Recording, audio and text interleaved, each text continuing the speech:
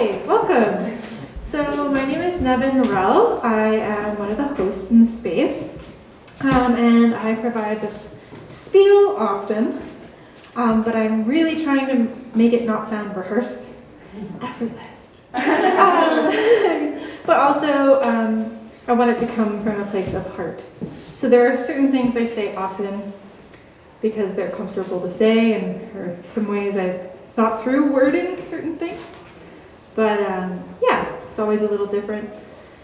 But yeah, basically, welcome to Massy Arts Society. If you're not familiar with our organization, we're an Indigenous-owned and led nonprofit arts society in space. And our goal, mandate, whatever you want to call it, is formally to, I think we say uplift or hold space for Indigenous and otherwise over-excluded artists, creatives, community members. What I've interpreted that to be is that we want to hold space for many complex emotions and complex conversations and really lovely artwork in order to allow our community, which is a very broad sense of the word community, to offer some space and some plentitude in whatever way we can. So to me, that means that as I welcome you into this space, I'm welcoming you into a space where I want to help set the boundaries, perhaps, or stage for complex conversation and inquiry, whether that be poetic, artistic, political. I don't think those things are very different. So I'd be remiss to not acknowledge where we are when I talk about all of these fanciful ideas of what we want this community space to be. So starting, I want to acknowledge that we are on the unceded, stolen, traditional unoccupied territories of the Musqueam, Squamish, and Tsleil-Waututh nations. From what I've been taught fairly recently, we're in Kimilai, or forgive my pronunciation, which is the Squamish name for this space. It means place of many maple trees. It was an ancestral maple harvesting village. I hope it's clear that under my mask I say it is, not was. It is an ancestral maple harvesting village. I don't have the authority to speak on that history further than that, but that it feels like the first and the biggest energy that reverberates through this space. And when I say energy, I don't be fanciful about that either, but that is where we are. We are also in the downtown east side and Chinatown, which is home to many community members who I love and adore, and many community spaces that are so wonderful, but are often also under colonial thumbs. And those are all interrelated histories, obviously, that are worth recognizing as we imagine better futures in this space. At Massy, we like to say in our email, if you've ever gotten an email from us, you'll see that we are committed to land-back-based futures. And from what I've been taught, that means futures where Indigenous people experience their sovereignty to the fullest extent of that word, both bodily and the land, and all of the interrelated meanings of that. So hopefully tonight, and any other time that you're in our space, you come to the space with the idea that we're hoping to work towards that future. And that's not for any one person to dictate what that means, but that's what we're imagining and working towards, even in these little moments of art and space. Last part of this acknowledgement that I like to include is the actual physical building that we're in. From my understanding, we're in the second oldest building in Chinatown. This was Ming Wo, which I was telling our author tonight, was a hardware store and a cookware store for over 100 years. Ming Wo is still a thriving business in other parts of so-called Vancouver. But I was also taught last week that these are old growth hardwood floors, aside from maybe some of the replacement. And so there's so much story in this room, even with its fake wall. that I want to really bring about that is where we are when we're considering whatever we're considering when we're here. Yeah. So with that, I'd like to obviously welcome you into the space that I'm administering. And I want to do that by making it as accessible as possible to you. So to be clear, we have a single-stalled, gender-neutral washroom with a handrail next to the toilet. We unfortunately don't have a push button for the door.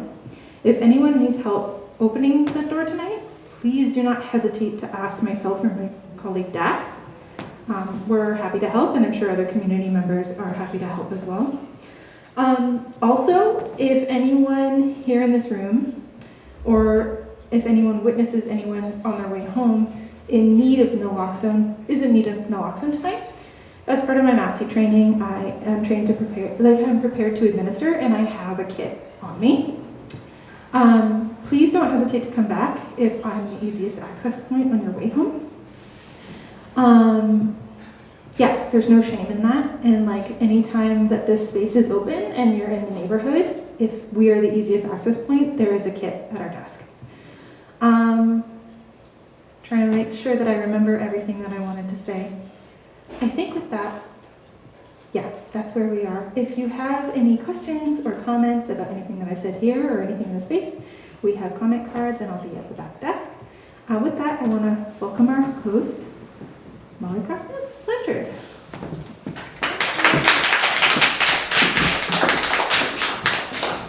Thank you so much, Nevin. Hello, everyone. Welcome to the Vancouver launch of Tales for Late Night Bonfires by G.A. Grisenthwaite. I'm reading off my phone because my printer's broken. My car's broken. It's one of those nights. This book was published by Freehand Books very recently. I read it while I was lying on a beach in Mexico, and it was very, very good company for me.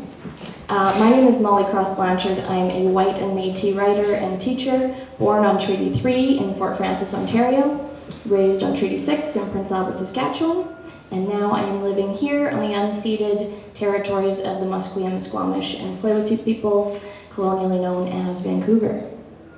I'm really honored to have been invited to host this launch tonight, so huge thank you to Massy Arts, to Freehand Books, and to Gord. Thanks so much also to Nevin for the welcome. Your openings are always so kind and robust, and it feels a little silly to follow it up with my own, but I'm going to give it a shot anyway. So we're gathered tonight on the traditional, ancestral, not historical, and unceded lands of the Musqueam, Squamish, and Tsleil-Waututh peoples. I can't speak for all Indigenous folks, but this is not a fact that ever slips my mind, especially walking around Chinatown and the downtown east side, where many of our relatives have been displaced to by colonization. So my opening ask of any settlers here is to not let Indigenous peoples be alone in this constant awareness of colonial occupation. And beyond that sort of bare minimum request is the hope that you will enter the role of accomplice, as Nevin sometimes talks about, in this land back movement. So thank you very much. All right, I'm going to introduce Gord right away, but first I'd like to gush a little bit about this book. Tales for Late Night Bonfires is a fantastic collection of short stories that has quickly worked its way towards the top of my list of favorite story collections of all time. It sits up there with Moccasin Square Gardens by Richard Van Camp, One Good Story That One by Thomas King, and Trapped Lions by Eden Robinson, which makes sense because Gord's work seems very much in conversation with the way these writers tackle the political, the spiritual, the interpersonal, and the oral tradition. And I know for a fact it's in conversation with One Good Story That One because Gord says so himself in the closing notes of the book. But what makes Gord an individual in his wielding of the short story is his attention to the ways people take care of one another, first and foremost. Old grudges or wrongdoing be damned. Townspeople and the troubled youth, uncle and nephew, friends sitting around the fire. There's an intense sense of community woven throughout this collection, and I can only imagine that reading it is a close to exact replica of how it might feel to sit across a bonfire from Gord. So that's enough for me. Now I'm going to read Gord's bio. G.A. Grisenthwaite is, I practiced this so much, Entleketmk. How did I do?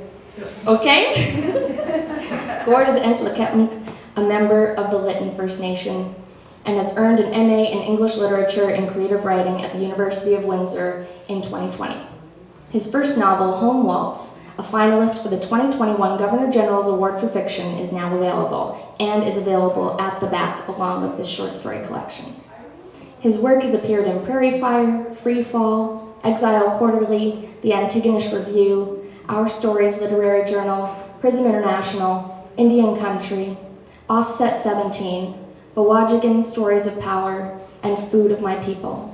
His work has earned a number of prizes, including the 2013 John Kenneth Galbraith Literary Award.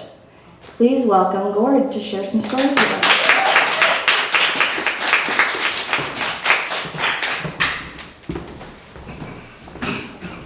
Jesus, after an introduction like that, I should just go home. So, that's all you need to know. Thanks for coming. I'm going to start with a scene from Home Waltz. Not much to say about it, except that, well, it's a scene from Home Waltz. The novel takes place over a period of 36 hours. Each chapter is a segment of time. This is 7:40 p.m. Friday night. The rumble of heavy wheels on gravel. A school bus, too short to be one of ours, turns into Auntie's yard. My heart pounds in my ears and crotch. I jump to my feet, ready to run after the bus like a dog. I skip into a trot. Aunties will soon crawl with girls, and I need to make sure I get one.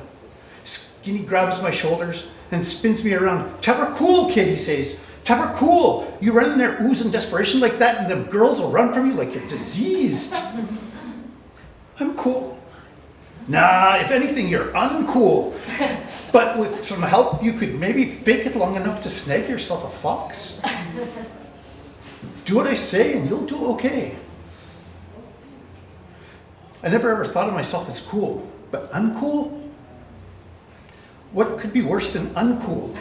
Even not cool is realer, like Bimbo, someone who sits in the bottom of a deep pit drilled into Cool's basement.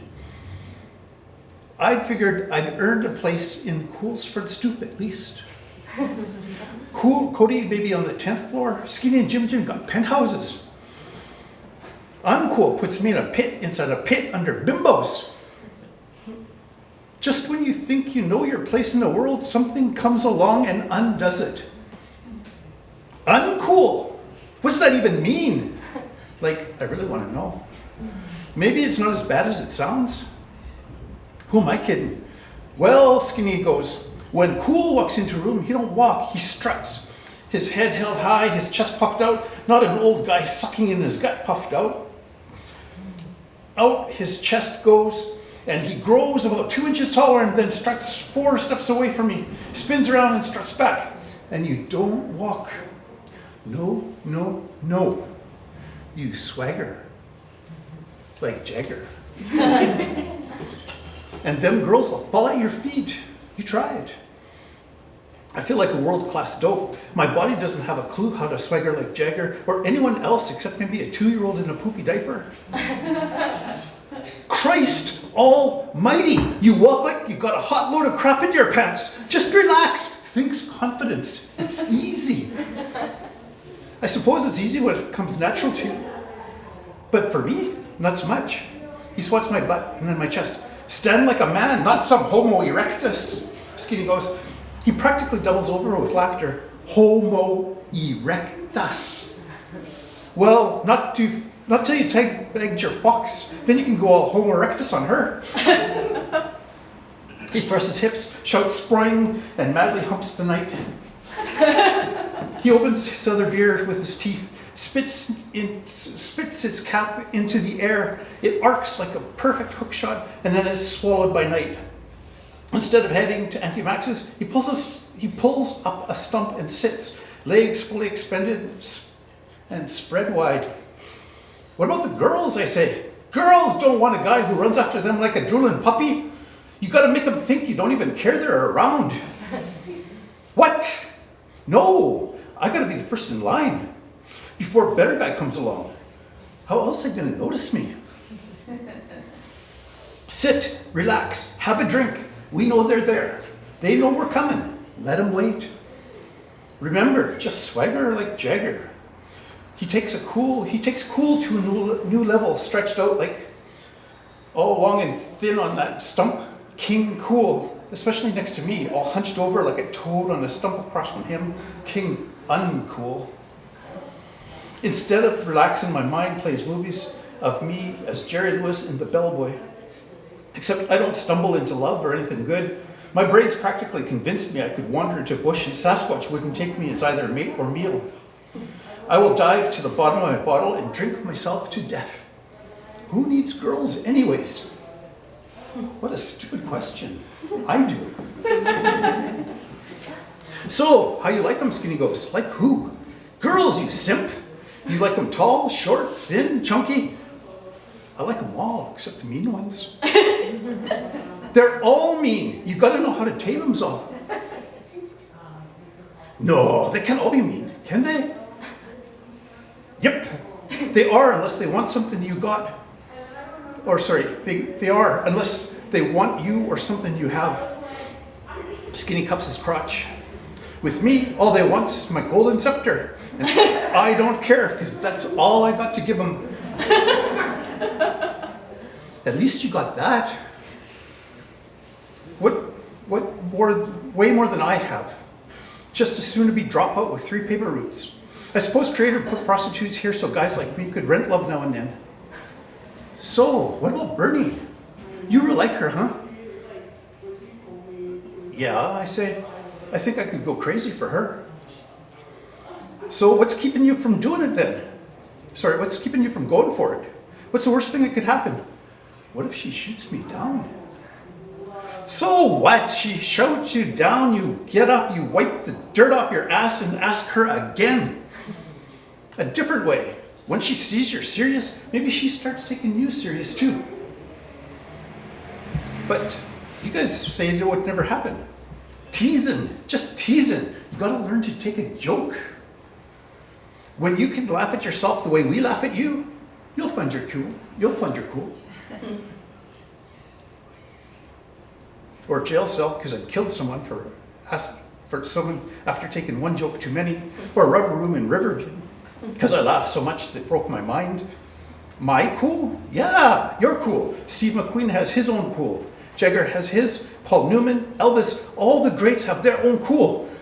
I guess they were just born that way, but the rest of us, we gotta work at it. We gotta practice till it fits us better than our own skin. Skinny tosses his bottle into the bush behind him. I place my empty near my stump beside its twin. We swagger like Jagger. Strutting like this does not feel like me to Auntie Max's back door. Skinny swings the door open like he's Clint Eastwood's character in A Fistful of Dollars. Besides a blast of light and warmth, we're greeted by the Stones blaring Brown Sugar and the voices of oh so many girls. I followed the light and now I'm about to enter heaven.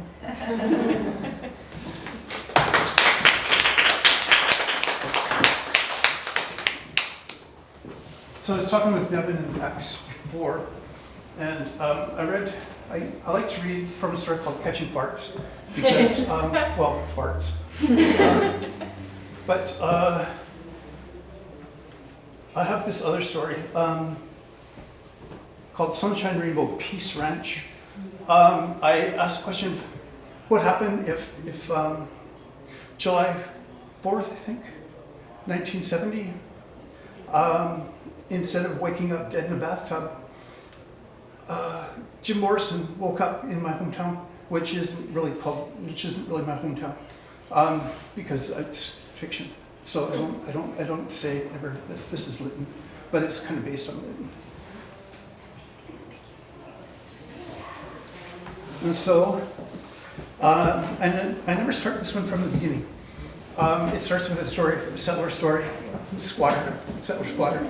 And anyway,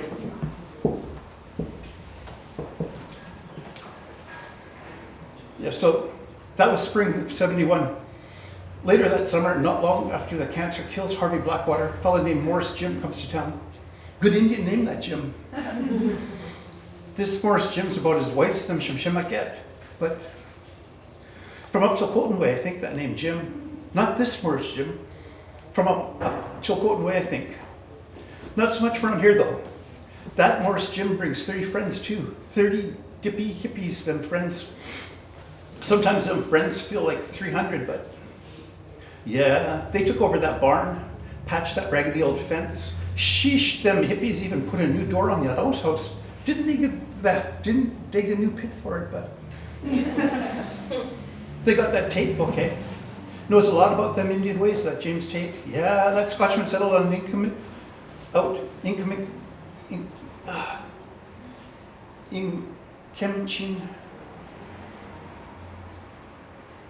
Them dippy hippies build them houses themselves, one of them authentic Indian just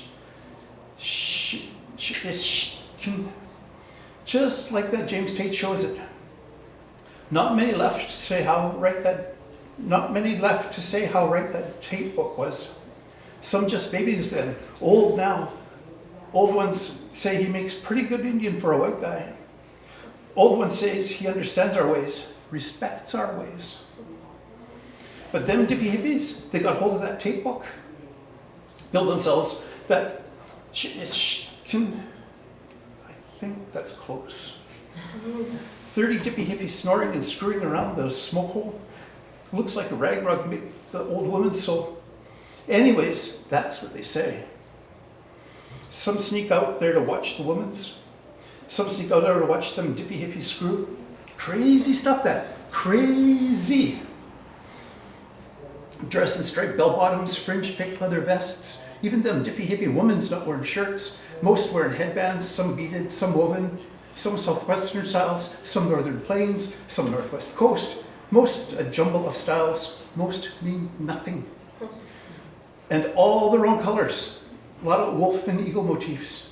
A lot of flowers, sunflowers, sunbursts, medallions, lazy stitched or glued. Some on gold chains, some on silver. A few beaded chains. Them dippy hippies put more work in a month than that squatter Harvey Blackwater in most of the years he squats. Got that authentic corrugated iron roof. Got that authentic tin chimney. Got that authentic oak door. Got that authentic brass doorknob. Painted big picture on the barn. Got them cigar store Indians smoking pipes with bear and deer and wolf and eagle. Got them perfect trees. Got them little bluebirds from Cinderella singing "This Land Is Our Land." Words and fluffy clouds and a sun painted sort of Haida style, but Cheyenne pink and greasy yellow, and painted that authentic sign on it, red, black, white, and chartreuse, fucking chartreuse paisley. Sign says, "Welcome, Sunshine Rainbow Peace Ranch." Sheesh! Them dippy hippies could call that squad of theirs Sunshine Rainbow Peace Ranch. That ranch on a side of the mountain, steep that land, narrow part of the canyon, gets enough light to grow some rocks, not much else. The Sunshine Rainbow Peace Ranch.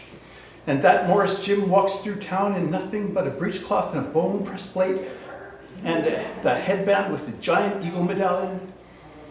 Wind, ever tricky that wind, whooshes that breechcloth up onto the breastplate.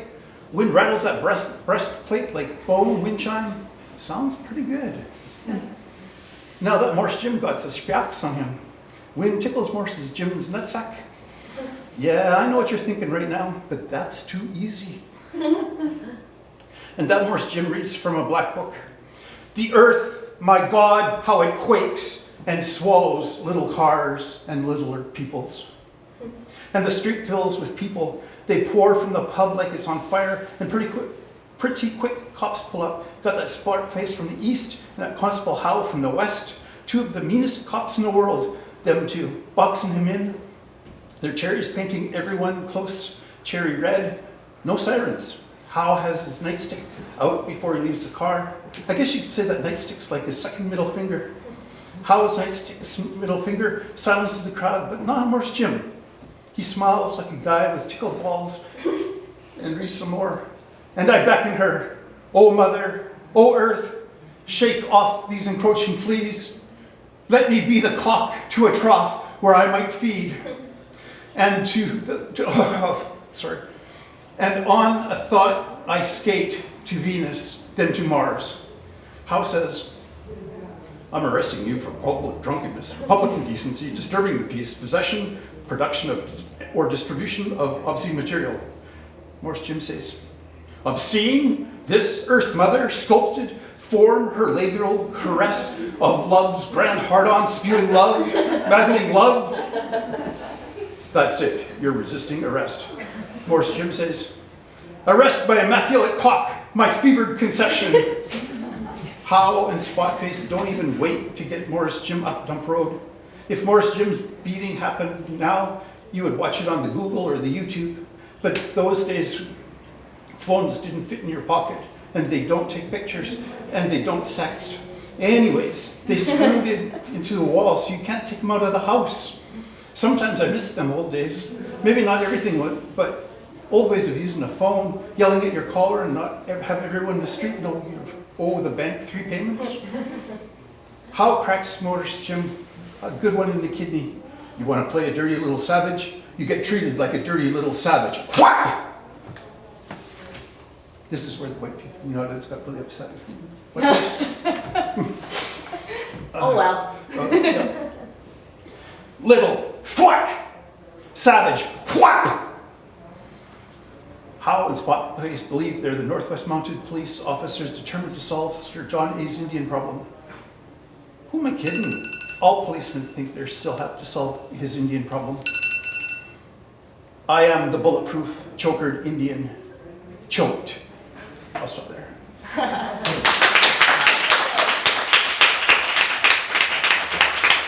Thank you, George. All right, would I be able to grab that little table maybe, and George and I can pull some chairs up here? Yeah. Have our little chat.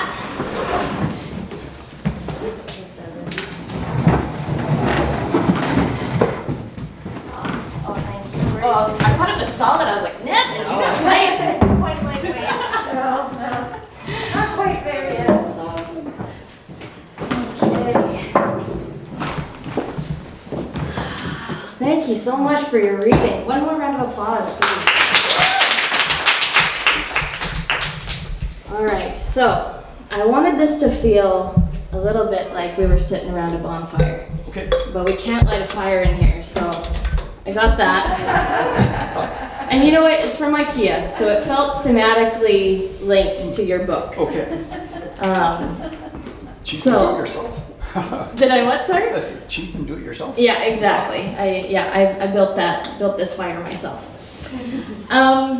Awesome. Okay. Well, the first question that I want to ask you is just about your journey to writing, because I imagine you've been a storyteller for a very long time. But what I'm curious about is the moment that that storytelling turned into something that you put on the page and shared with a different kind of audience. I think what I was a pretty good bullshitter. Now I know when Lee Miracle was about 5 or so, her grandpa, Chief Dan George, told her a storyteller. And I can't tell a story because I don't have it right, and it's also her story to tell. But it's not like that because when I told stories, I got grounded and beaten, all that other good stuff. But yeah, I guess when you're down to it, I've been a storyteller a long time. I spent some time in Fernie, and when I wasn't working, I lived in a $85 a month hotel, I guess kind of like the Balmoral, the way it used to be, but maybe not as many cockroaches. And I would write to my friends, mostly girls, 32, 40-page letters at night, just because I, nothing else to do. And this one night, I was dating this one girl, and I was with friends with lots. And I told one of the friends that, oh yeah, I went skiing. I don't ski. and I broke my leg. and she went to my girlfriend and said, oh, I'm so sorry about Gordon, what happened? And then I got, why didn't you tell me you broke your leg? Oh. And I go, oh, I was just bullshitting. Anyways, yeah, but I didn't make the connection until you asked a question, I guess. Yeah, okay, good stuff. So you wanted to go legit with your bullshitting. Yeah. That's a good enough answer for me. All right, Don't have the right DNA for politics. Yeah. Well, most of us don't, luckily. I also want to ask you about your influences, because you mentioned a few writers in that afterword who have inspired you, but you also talk about the stories in the collection that pay homage to stories that you heard as a child. And so I want to know what the process is like of building something new from remembered pieces of stories that you've carried with you for a really long time. It's an experiment. Most of the stories I got as a kid weren't our stories. And I started getting like some of the stories, like the hunting story, $3. When I was older, an adult, living in West Bank, we'd hang around a bonfire in a backyard, and those stories would come up, and so much fun, and I remember them, and I remember them incorrectly, which is part of the fun. Like when I was in Dawson City, I told a story. I'm not going to tell it here. About Coyote meeting the old man, Sinkiep meeting the old man, and I missed a huge chunk of it, and I've heard the story told two ways. In one version of the story, the old man, that's Quishkupi, God, creator, banishes Coyote to the middle of a lake for 1,000 years, or 10,000 years, and he can't move, he can't go anywhere, he can't do anything. And that story has stuck with me since I heard it a long, long time ago. And then I heard another version of the story, or I read another version of the story, I can't remember which, where it's I think it's Harry Robinson's version of the story, actually. And when Coyote comes back, he brings all the dead Indians with him, and they restore the earth to what it was. So it's like a second coming sort of story, very different. And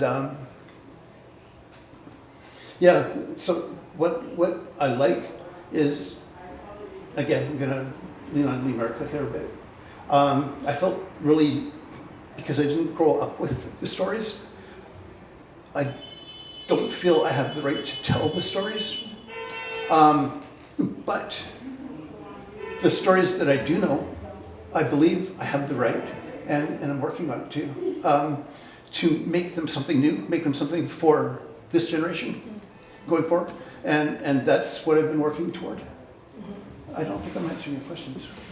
I think you exactly answered my question. Okay. And you mentioned so many things that link up to all of my other questions, and I'm like, which one do I go to now? But maybe I'll just stay in order of the way that I have them listed. Make it less complicated. Also, this fire goes out every 5 minutes, so I'll be doing that a lot. Put some more wood on it. Yeah. So the stories are very endeared to the non-human people in our lives, like pets and squirrels and machines. And this is an aspect of the book that I really connected to, mostly because my dog is my baby girl, And I really genuinely feel like I know what my car needs when it makes a little sound, or like by the way that it feels when I press on the gas pedal. And that's real. That's very real. And this is something that I see a lot in common with Indigenous storytellers, because there are so many teachings across nations about, you know, the emotional energy that non-human entities play in the world. So I'm wondering about who the non-human entities are that color your life, and whether any of them made their way into the stories. None. None.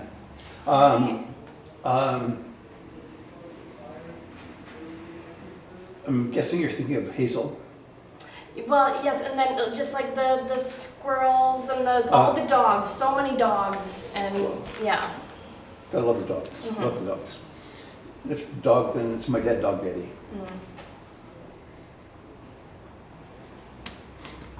All right, I understand. Yeah. Beautiful. I got a Massy. Yeah, and she works her way into some of my writing as well. Yeah. And you speak a little bit about your cat too in the acknowledgements. Oh, I just did it again. I was like, this is a good move or a not good move to talk about the kitty. The cat knocked on her back door in February of, I don't know, about 4 years ago. Came in. I put down a can of tuna for her. She hadn't eaten in a while. It was pretty clear. And I went and sat in my chair. She jumped on my lap. And I looked at my partner and said, she's staying with us.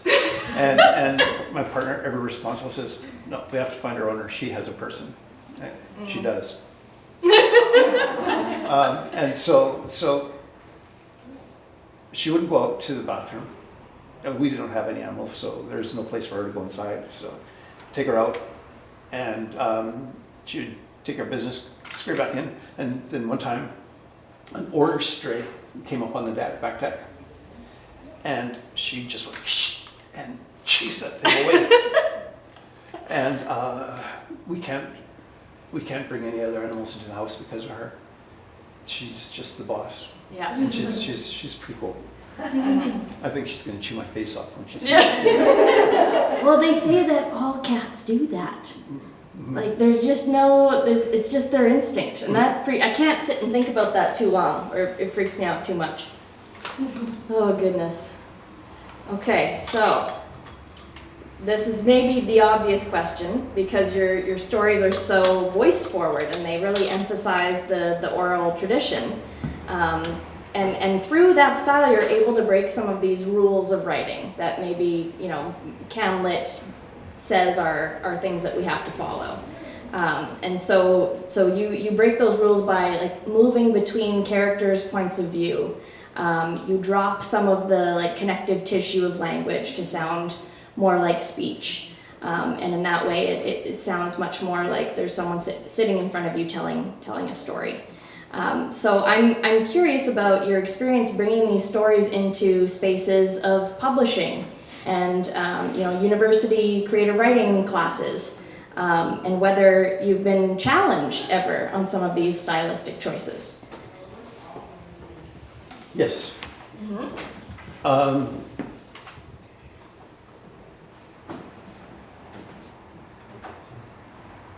The way I learned to tell stories this way was reading Thomas King's work and his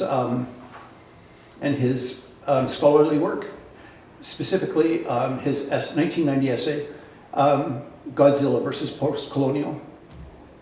And when Thomas King did his PhD, he studied in Silk storyteller Harry Robinson's work. And Harry Robinson defines Indigenous storytelling. Thomas King calls it interfusional writing. It's where you blend oral traditions with written traditions, and you get a story that reads, well, a lot like my work period. I was already sort of writing that way, but I didn't know what I was doing. I was just writing the way I write. And I went back to the source. Harry Robinson married an Inglenook woman, and I think he lived in Spence's Bridge for a while, or they lived in Spence's Bridge for a while. That's James Tate, who was Spence's Bridge. Anyway, he came back to storytelling in his 60s after a life of work, ranch work. And he remembered all the old stories, and he learned new stories. And when QUILL was working on a degree or paper or something on Indigenous storytelling, and she met Harry Robinson through a friend, and started going up from Victoria to Headley, where he was living at the time, just to hear him speak. And she recorded over 100 of his stories. And one day she said, he said, you should make a book. And he had already planned out exactly how the book would look. So when you look at Harry Robinson's work, it looks like lines of poetry, but it's just the regular pauses of speech. And again, another kind of scholarly, thing, not sorry, really. All Indigenous writing is poetry. Prose and poetry are poetry. I'm still trying to figure out scanning. Del Hymes, I think his name is, an American Indigenous. You notice I switch between Indigenous and Indian. I'm old and I'm Indian or not an Indian or something my whole life. Or something. Yeah. So it's a big essay, and it's really technical, and it's all about the rhythms of Indigenous speech, and it's fascinating stuff, but it's a whole lot of syllable counting, and really I say fuck that. I'd like to bring that attitude to more of that work. So I'm skipping ahead a little bit because something you said there kind of ties into this question. But it's a line in the afterword, and I really love that you included that afterword because it gave me so much context for your work and a lot of things to glom onto and to follow up on. But there's a line in there when you're talking about reading your work out loud in the res voice of the narrators, where you say, I consciously work on the accent, and sometimes it feels disingenuous, and sometimes it doesn't.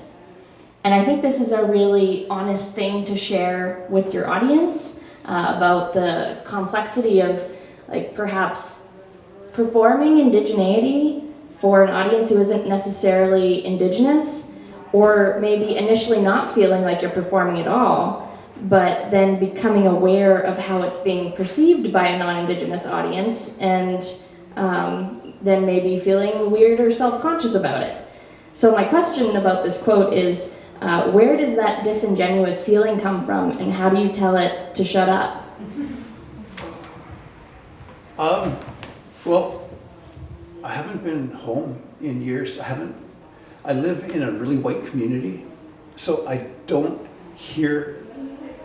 One of the first things that I got into Whitehorse, I had spent a night at Whitehorse before flying up to Dawson, and I'm walking to my hotel, and these two youngish Indian guys, maybe in their 30s,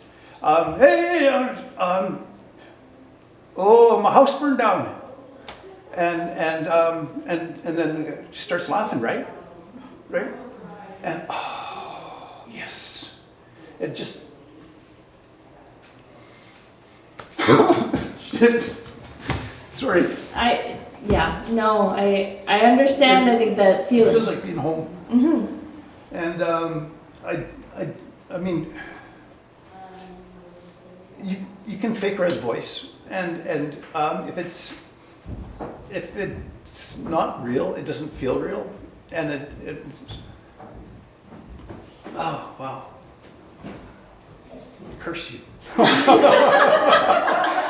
I didn't think these would be the ones, yeah. No, I understand, because I'm from Prince Albert, Saskatchewan, and that's up north in Saskatchewan. And I do feel that way when I just go to get gas, and the gas attendant sounds like my grandma, and it's emotional sometimes. Absolutely. Thank you. Oh, thank you very much.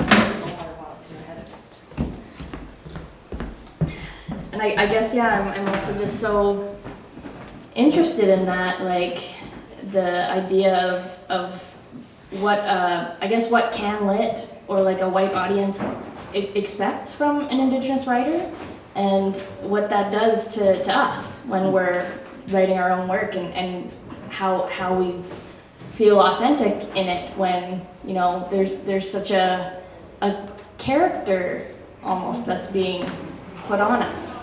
Mm-hmm. Yeah. And that goes back. When I first started writing, it was 82 or 83, I was reading a lot of W.P. Kinsella, his Hobima Tales, and I loved the first two. I thought they were, you know, I didn't know anything about Kinsella. Still don't know much about him, except I did want to play challenge him to Yahtzee before he died. But the third book, I was starting to get really angry. Instead of having fun with the stories, they're starting to make me angry. I mean, in some of the stories, he has the Hobima boys talking carabiner pidgin, broken English. And we don't sound like that. We don't do this. We never did this. Mm-hmm. And I got very angry. It was my first year of creative writing class. Mm-hmm. And Skeeter was born because of W.P. Kinsella. That's okay. Let her go. Huh. Damn. And so I was reading, and instructor or one of the other people in the audience came up to me and did you know that you read with an accent? What? I don't have an accent. Your ears are fucked, buddy. But no, and it turns out he meant Red's voice. Yeah. And I had no idea I was speaking Red's voice when I was reading my early Skeeter stories. Mm-hmm. And so when I learned about this, that's pretty cool. This is me. Yeah, this came out. Yeah, awesome. All right, where was I? Jumped around on myself. Okay, so you talked a little bit about this town that all of the stories take place in, and that the novel takes place in. I think in the afterword you call it Smallton.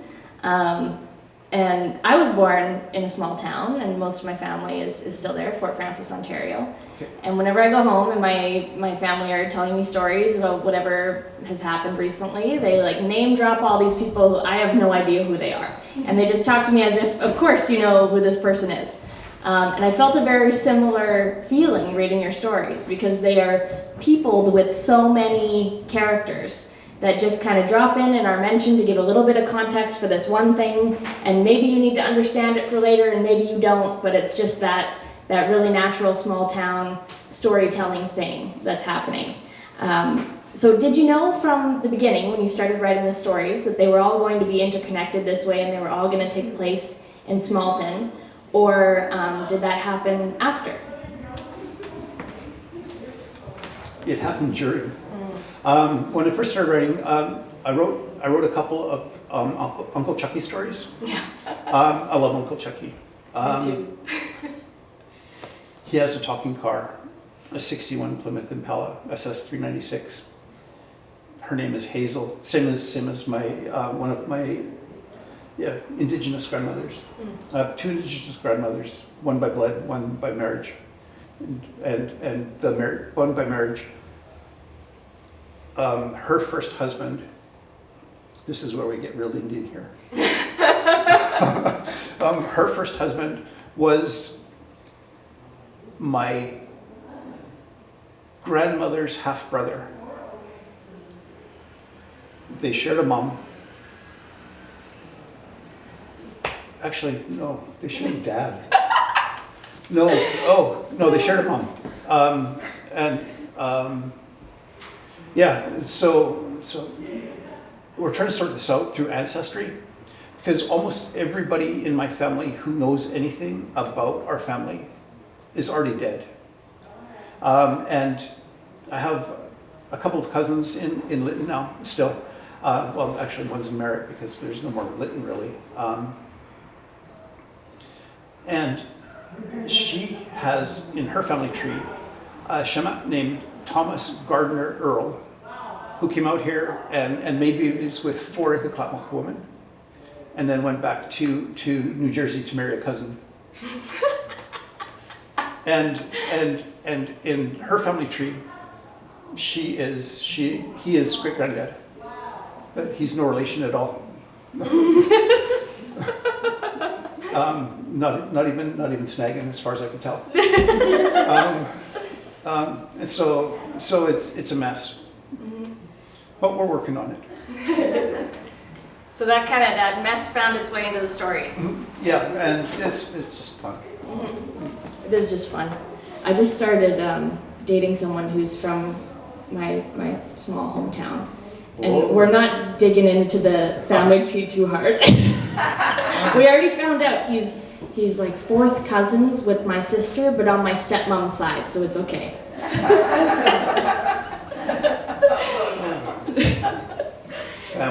Family. So you use a lot of brand names and pop culture references in the stories, especially in Gramps versus the Real Santa, which maybe seems at odds with the around the bonfire tone of your writing, but it ends up feeling to me exactly right. And sometimes the references feel like you're calling out capitalism, and sometimes they just seem like tools to make the characters in the world, colorful and naturalistic and recognizable. So I'm wondering, what do you see as being the relationship between your writing and these symbols of modern times? Good call. Absolutely, it's a slap at capitalism, branding. Everything has a dollar value. Do we even need this? The mic, No. I think we need it for the recording. Yeah, might be helpful for the recording. Oh, okay. So This is for the recording. So it's a theme that started to build in some of the stories, like Little Trees. When I was a graphic designer, the manufacturer of Little Trees would run full-page ads in some of the graphic design trade magazines. These are the car air fresheners, the Little Trees. So the shape and the word Little Trees are copyright. And now, I respect copyright, but I think you can be a little overprotective. And I know some of our communities, well, indigenous communities, not necessarily the common, say that their stories are copyright. And it depends what you mean by copyright. I mean, if it's a family story, I have no business doing anything but enjoying it when it's told to me. But I think it's kind of funny, just put a little C in a circle on something, and that's mine, you can't have it. And that's so much of a problem for me with Western culture in general, that put a little R or a little TM, and that's mine, you can't have it. But you tried defending your copyright. Holy, no. Our court system, Canada's court system, doesn't give a shit. American court system, now if you're gonna copyright something, if you're gonna copyright a pattern or anything, get an American copyright, because those bastards will fight for you. Well, yeah, and with all the AI stuff happening right now, with all of these authors' books being eaten up by robots and spit out, and yeah, it's really pretty insidious. Mm-hmm. So, you probably don't know this, but your thesis advisor, Susan Holbrook, was the editor of my book. Oh, cool. So we've got a common friend. Wow. And I'm wondering if, if there was any kind of piece of writing advice or any, revision suggestion that Susan made that really made a difference in any of these stories that you would be willing to share with us as well. First of all, I absolutely love Susan Holbrook. And no. Well, actually, Sorry, Susan. no, what she did is I had a completely different project in mind for my thesis.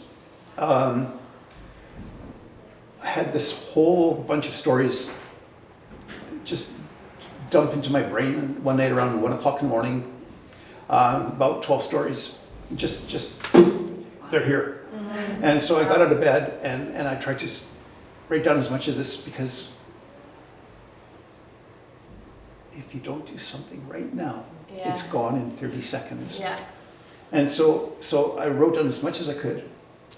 One of them was, this is a while back, when I started writing full time, so 2000, the story that won John Kenneth Galbraith, Fine Art of Writing Eggs, was the only one I had enough stuff to complete. And I was going to work on the rest of them for my thesis. And they take place downtown East Side, a lot of them.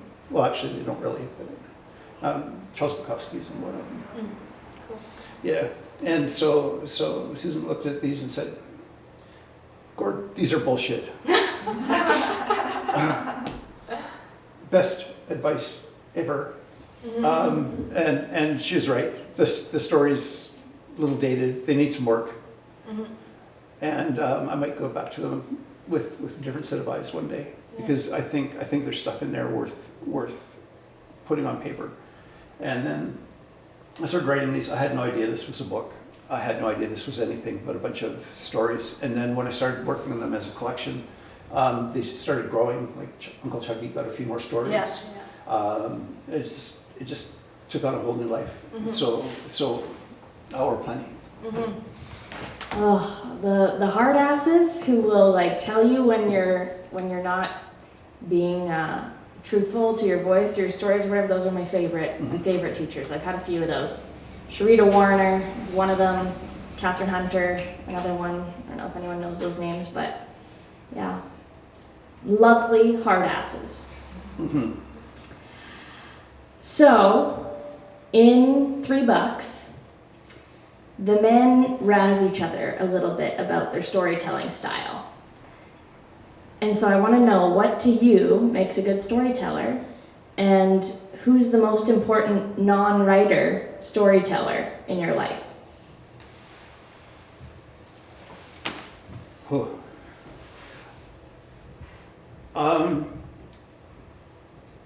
I think the best storytellers don't leave you feeling like you're listening to them drone on.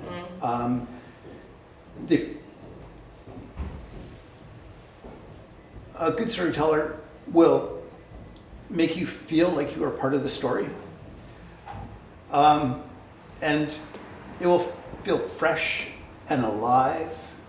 And even a sad story will end up making you laugh in places. Mm-hmm. I think making you laugh is incredibly important. I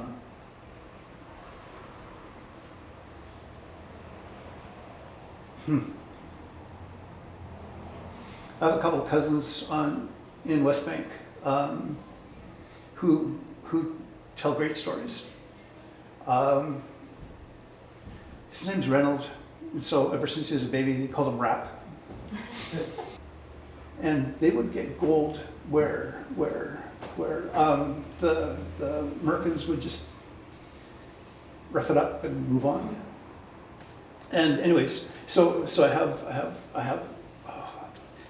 It's so historically inaccurate, based on real historical events. That I can't that trusty phrase, based on.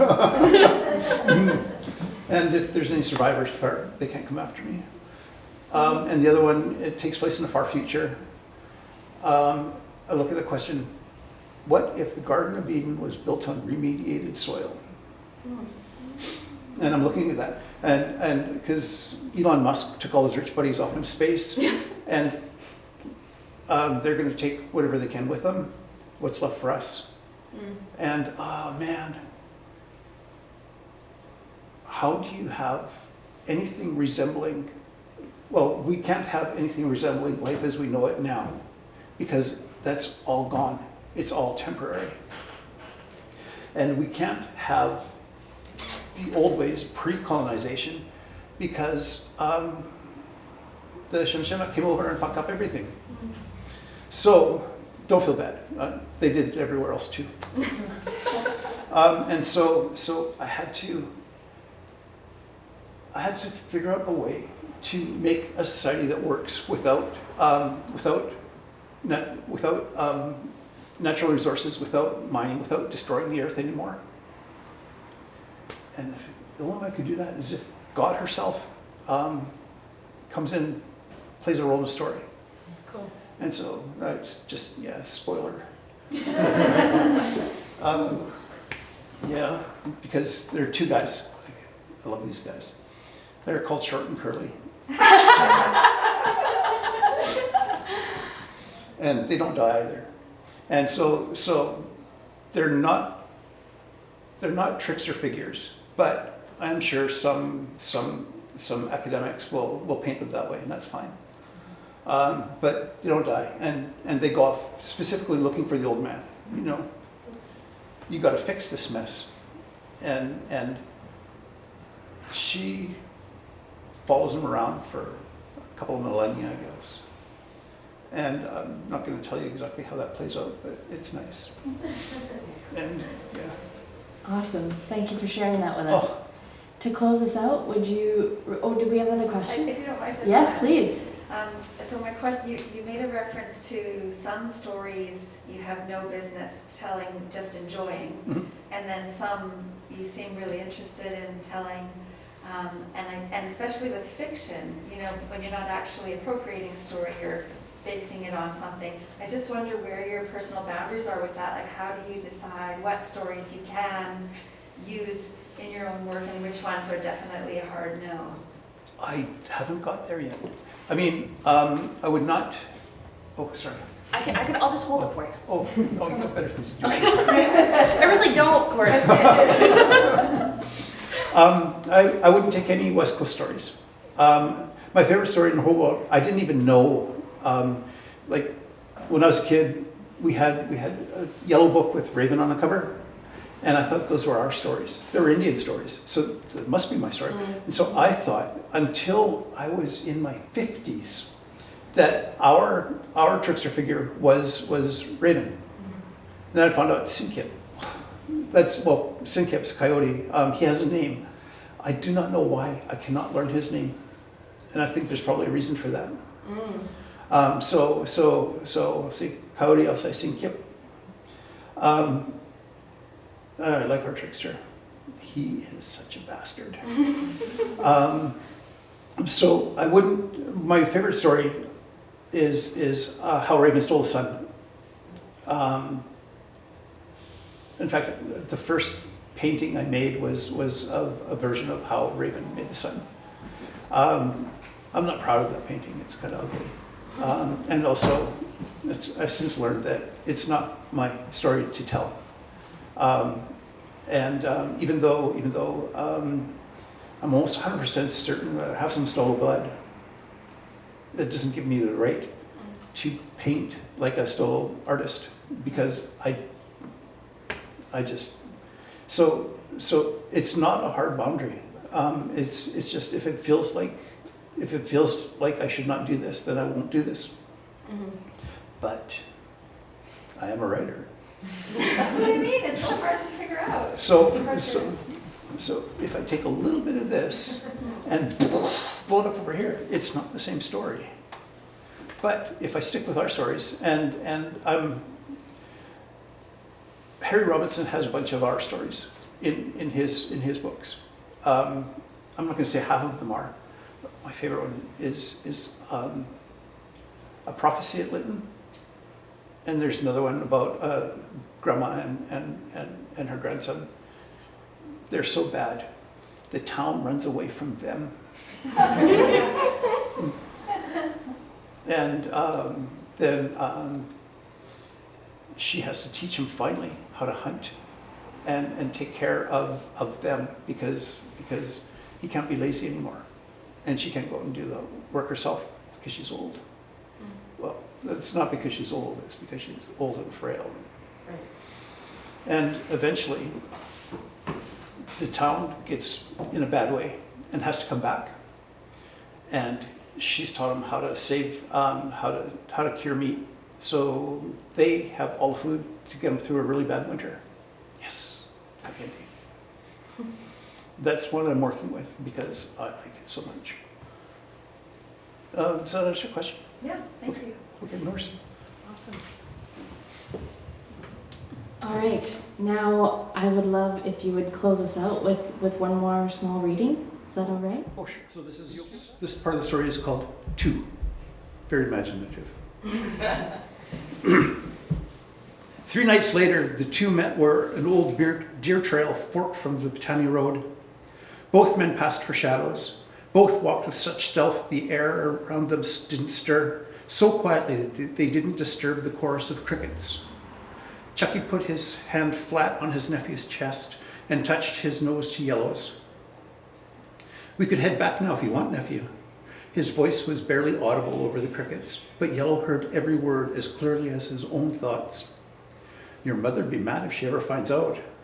"Don't matter," Yellow said, as quietly as his uncle. "She's always mad at me about something anyways."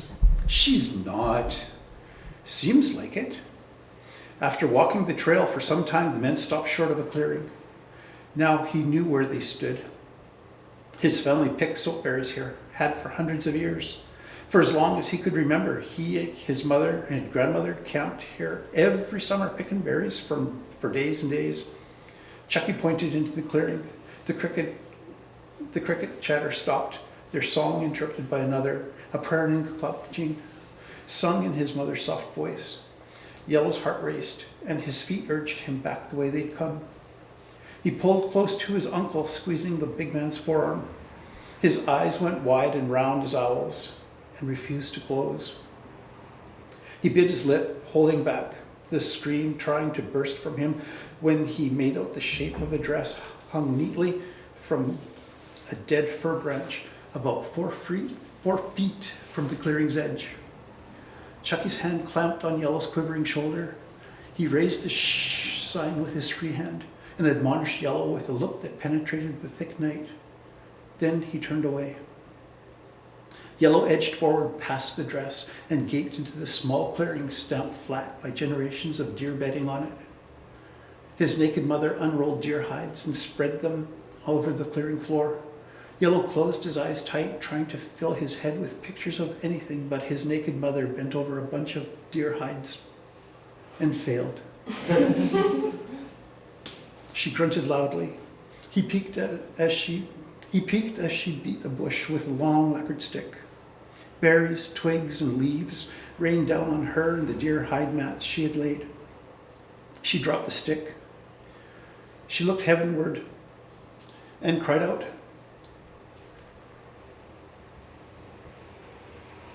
"Chathshemat." Oh, sorry. Chathshemat. Chathshemat. She peeled the skin from her breast, revealing thick black fur. Yellow's eyes would not close. She pulled her hair and with it her face, revealing a snapping black bear's head. He could not turn away. A glistening black bear standing on her hind legs stood over his mother's shed skin. Yellow's feet would not carry him off. The bear raised her forepaws to the heavens and roared at the new moon.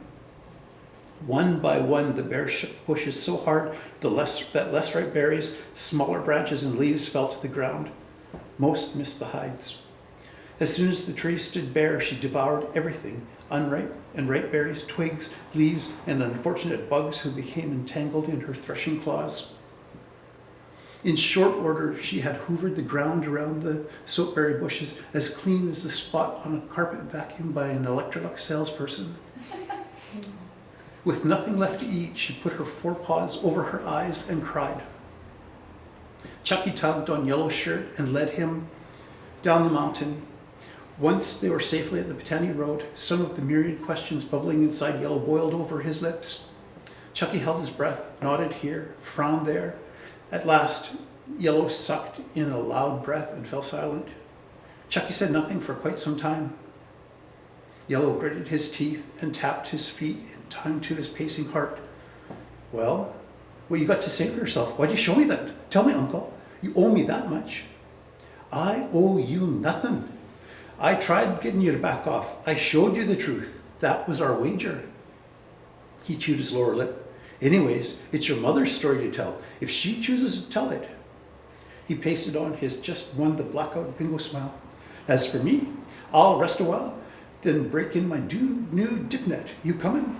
You could have my old one. It's still pretty good. He patted Yellow's back and started the long walk back to his house. Yellow, a shadow among shadows, stood stone still, rattlesnake glaring at the darkness his uncle had disappeared into.